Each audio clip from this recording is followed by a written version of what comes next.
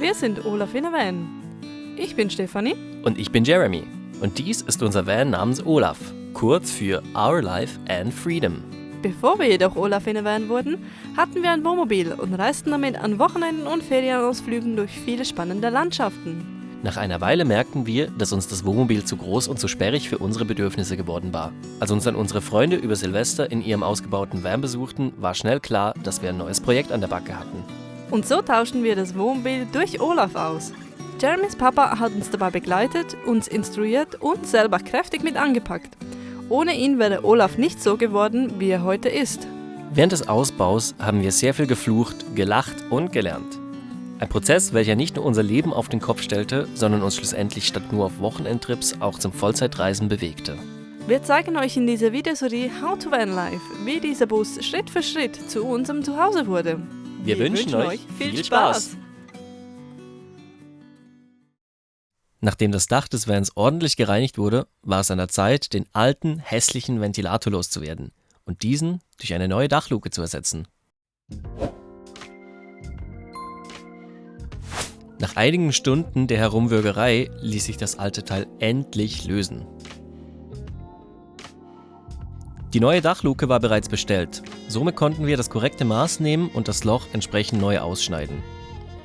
Der Bus hatte eigentlich beim vorderen Teil des Daches bereits eine Erhöhung für die Anbringung eines Ventilators gehabt. Da jedoch irgendwer mal das Gefühl hatte, er wollte den Lüfter hinten einsetzen, haben wir dies einfach so beibehalten. Ansonsten hätten wir das ganze Loch zuschweißen müssen, was uns vermutlich viel mehr Arbeit gekostet hätte. Und langsam wurde uns ja auch die Zeit knapp, denn wir hatten noch 2 Monate Zeit, um den Van fertig auszubauen und die Wohnung auszuräumen. Und da ging es hin, das Sägeblatt. Zeitweise hat unser Freund Marcel und sein Vater uns auch bei der Arbeit unterstützt. An dieser Stelle einen riesigen Dank an Willi für das Ausleihen der ganzen Werkzeuge. Die ausgeschnittenen Kanten haben wir minimal abgefeilt und nur etwas grundiert, da es Ende März noch viel zu kalt war nachts, um das ganze Dach neu zu lackieren. Marcel hatte eine so genial passende Schablone für den Ventilator gemacht, dass dieser ohne nachzubessern eingesetzt werden konnte. Der Ventilator wurde simpel nach Plan eingebaut. Einzig ein ganz kleiner, ganz großer Fehler hat sich hier eingeschlichen. Im Internet habe ich ein wenig über diverse Klebstoffe recherchiert, welche zum Einbau von Dachluken optimal wären. Irgendwo bin ich dann auf jemanden gestoßen, welcher Butyl dafür verwendete. Butyl ist eigentlich für Dachschindeln gedacht. Dies war mitunter vermutlich das größte Lehrgeld, welches ich bezahlt habe. Da Butyl nämlich nicht UV-beständig ist, hatten wir ein paar Monate später ein ziemlich nasses Erwachen. Ich durfte die Dachluke dann mit dem dafür geeigneten Klebstoff nochmals verbauen. Dazu musste aber erst das ganze Butyl aus den Fugen entfernt werden. War keine schöne Arbeit. Außerdem bin ich bei solchen Arbeiten, sagen wir, eher praktisch veranlagt, was man hier sehr gut zu sehen bekommt. Ja. Ja. Ja. Ja. Weiter zur Solarzelle.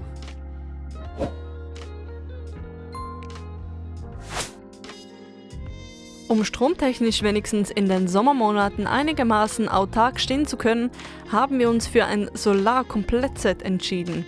Den Link dazu findet ihr wie üblich in der Videobeschreibung.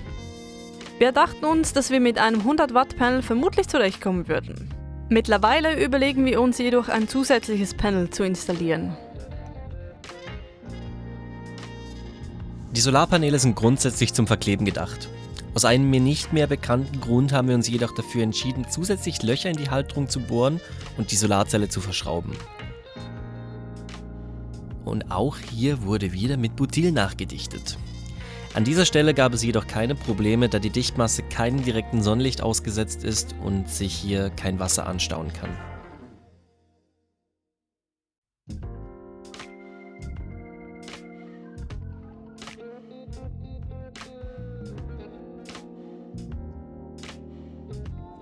Hier wurde die Solarzelle verschraubt und von unten mit Muttern gekontert.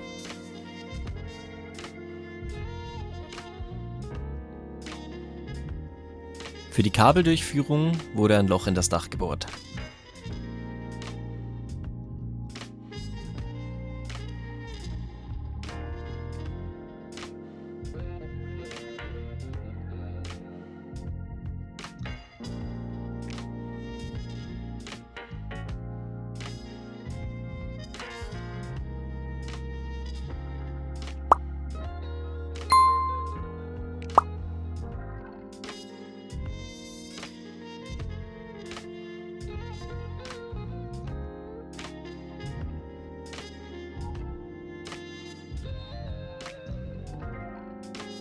Wenn ihr ein Loch in das Dach bohrt, bitte vergesst nach dem Bohren nicht, das Dach gründlich von den Metallspänen zu reinigen.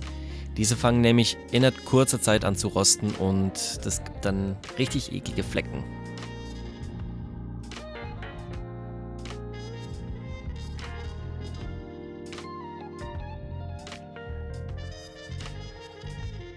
Das Kabel der Solarzelle wurde im Innenraum durch die Zwischenholme des Fahrzeugs hindurch verlegt. An den kritischen Stellen wurde es zusätzlich mit Kabelschlauchstücken vor Abrieb geschützt. Und warum kriege ich eigentlich immer die Zungenbrecher beim Synchronisieren?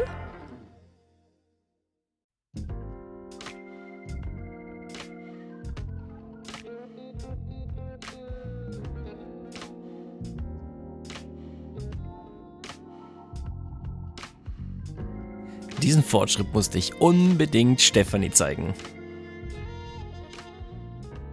Hä? Im ersten Moment wusste ich gar nicht, was er mir da zeigen wollte. Der nächste Schritt hieß Isolation.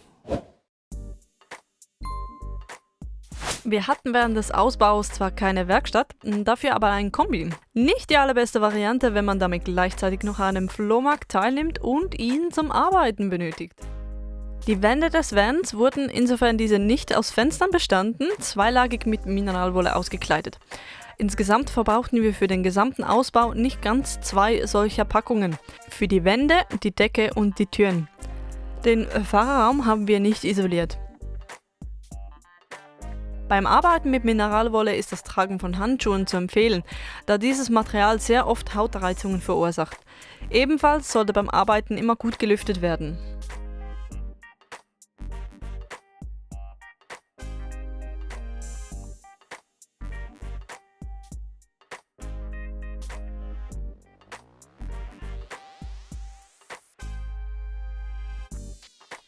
Wir haben so gut es ging den Bus isoliert, ohne dabei penibel zu werden.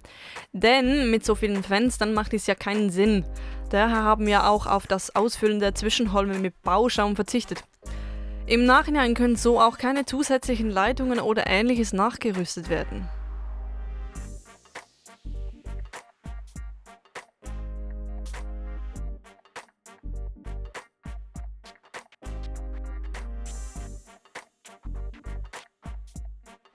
Eine Dampfsperre hingegen ist sehr sinnvoll. Und zwar überall im Van. Details dazu später.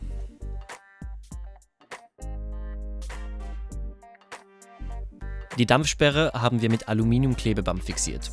Bei einer Dampfsperre sollte man sehr darauf achten, dass diese während des Ausbaus keine Risse oder Löcher bekommt und diese so straff wie möglich angebracht wird.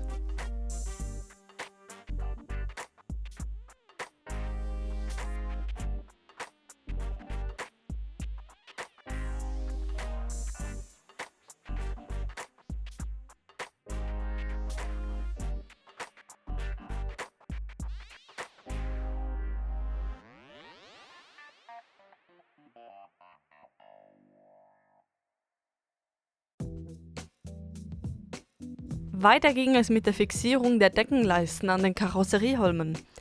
Dafür haben wir dasselbe Prinzip angewandt wie zuvor auch schon bei der Bodenplatte. Blindnietmuttern in die vorhandenen Löcher einsetzen, Holzleisten vorbohren und an den Muttern befestigen.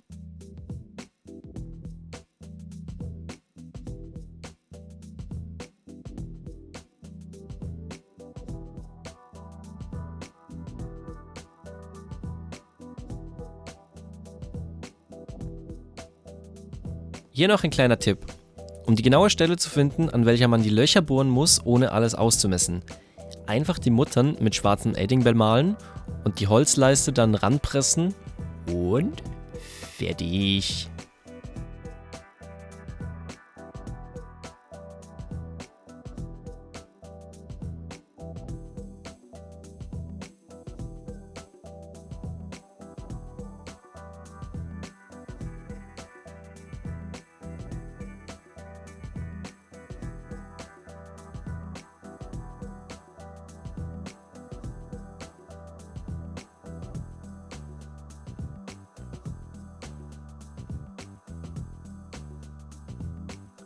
Bei einer gewölbten Oberfläche ist es ratsam, die Schrauben nicht nacheinander, sondern schrittweise miteinander anzuziehen. So biegt sich das Holz gleichmäßiger und die Schrauben verkanten sich nicht beim Anziehen.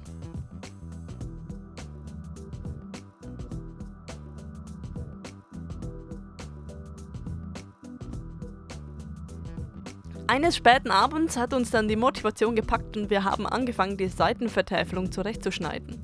Witzigerweise haben wir genau jetzt beim Synchronisieren dieses Videos herausgefunden, dass es im Deutschen Vertäfelung heißt. In der Schweiz und Westösterreich sagen wir nämlich Täfer, respektive Vertäferung dazu. Täfer. Wir haben zuerst die kurze Seite zurechtgeschnitten, damit wir für die lange Seite eine spiegelverkehrte Schablone des Radkastens erhielten. So mussten wir nur noch die Vertäfelung verkehrt auf die langen Bretter der Seitenvertäfelung legen und mussten so den Radkasten nicht zweimal ausmessen. Danach war alles nur noch reine Fleißarbeit. Die Vertäfelung wurde, wie schon der Boden, ebenfalls auf Holzleisten geschraubt, welche mit Blindnietmuttern fixiert wurden. Ich komme immer noch nicht auf das Wort Vertäfelung klar.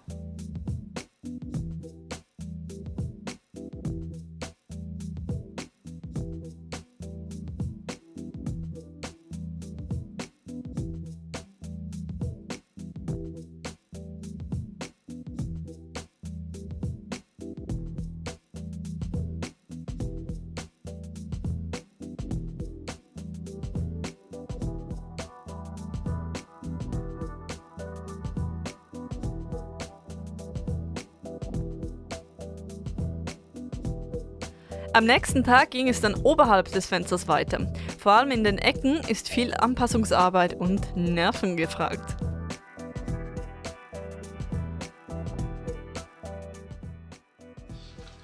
Anger is weakness, patience is strength.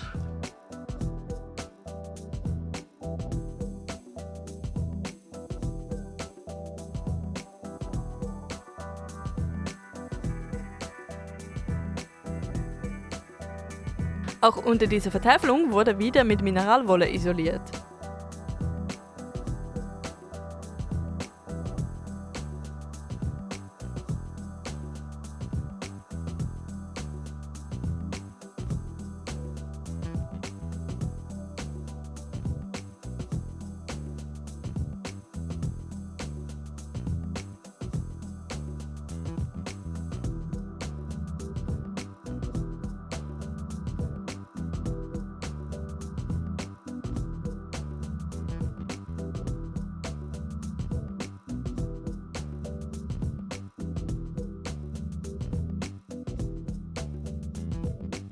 Das Holz wurde schrittweise auf die Busmitte hin montiert, um dort einen Kanal für die ganzen benötigten Kabel auszusparen. Die Aussparung der Schiebetüre hat mich ebenfalls nochmal eine ganze Menge Nerven gekostet. Wir hätten natürlich auch hier eine Dampfsperre einziehen können. Warum wir das aber nicht getan haben und was es für Folgen hatte, erfährt ihr am Ende des Videos. Deshalb bleibt dran.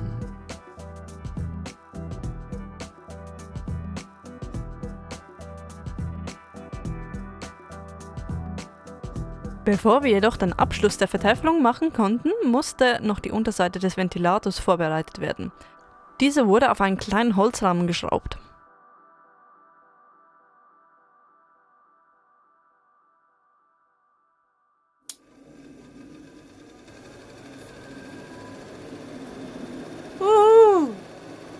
Es lebt!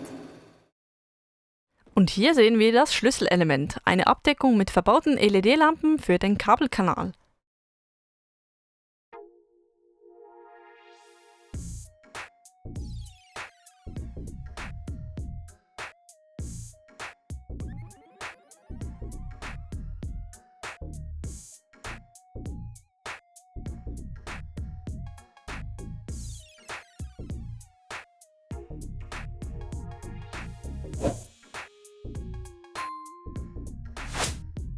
Die allererste Frage, welche man sich beim Bodenbelag stellt, ist: Was ist das für eine Frisur? Und warum erinnert sie mich an den alten Mann von Tekken?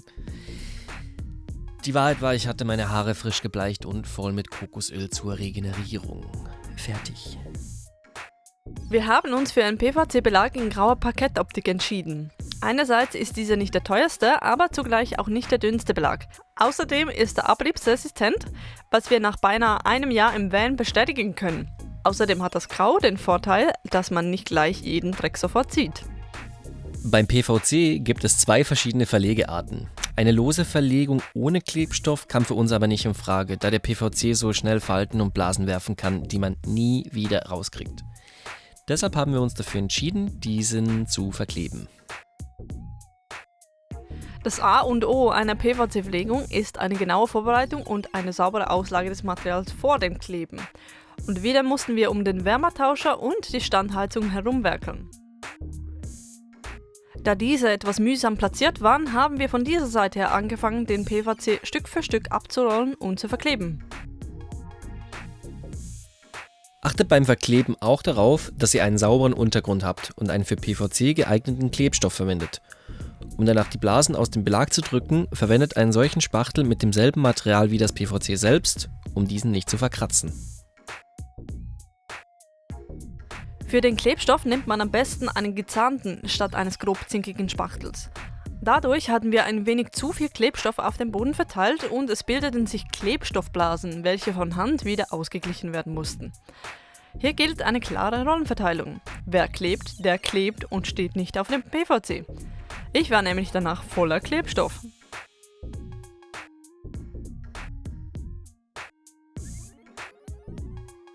In den Ecken haben wir den PVC gefaltet und an allen Seiten ein paar Zentimeter aufstehen lassen. Warum? Weil ich ein Meister im Kaffee und Tee verschütten bin und so nichts zwischen die Bodenplatte laufen kann.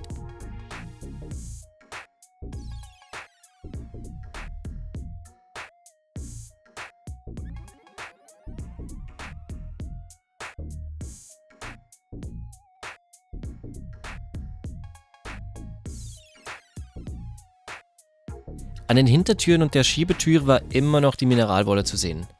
Also haben wir diese einfach noch mit dünnen Spanplatten verkleidet.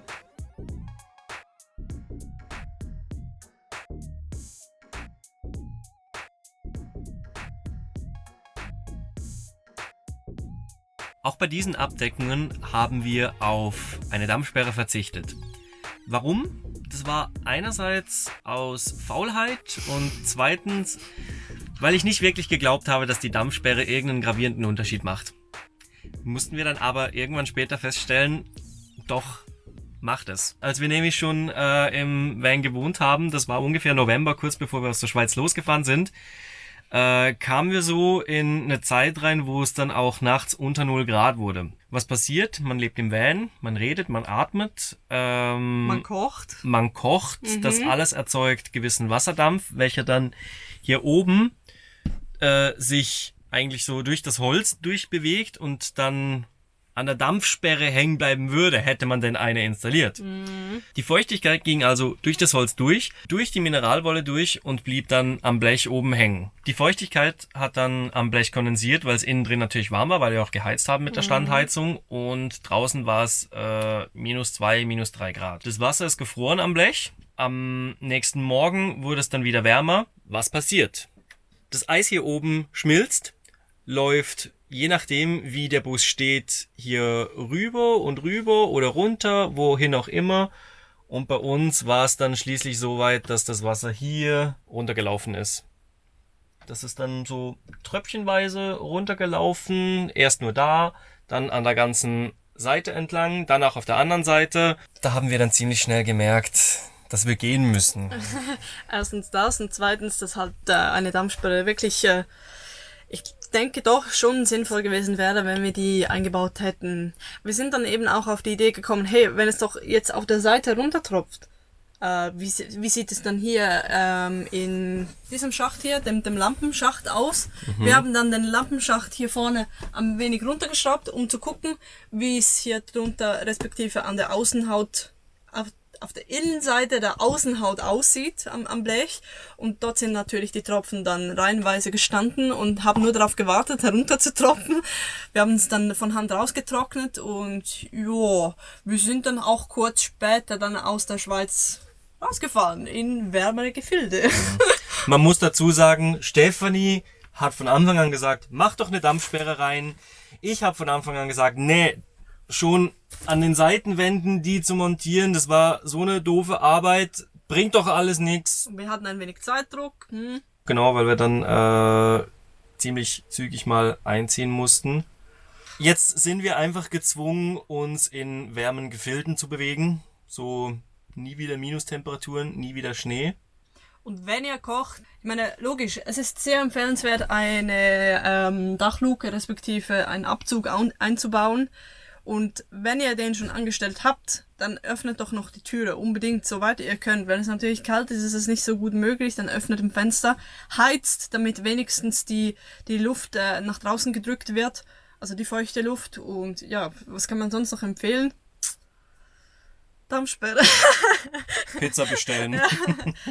Genau, ja, das sind solche Dinge, die können passieren. Mhm. Der Olaf ist unser erster Ausbau. Wir haben während des Ausbaus viele Sachen gelernt. Wir haben zuvor noch nie einen PVC-Boden verlegt. Und wir waren richtig stolz drauf, wie der im Endeffekt ausgesehen hat. Ja, im Nachhinein ist man immer klüger. Man merkt, da und da und da hätte man was anders machen können. Aber wir sind soweit echt zufrieden.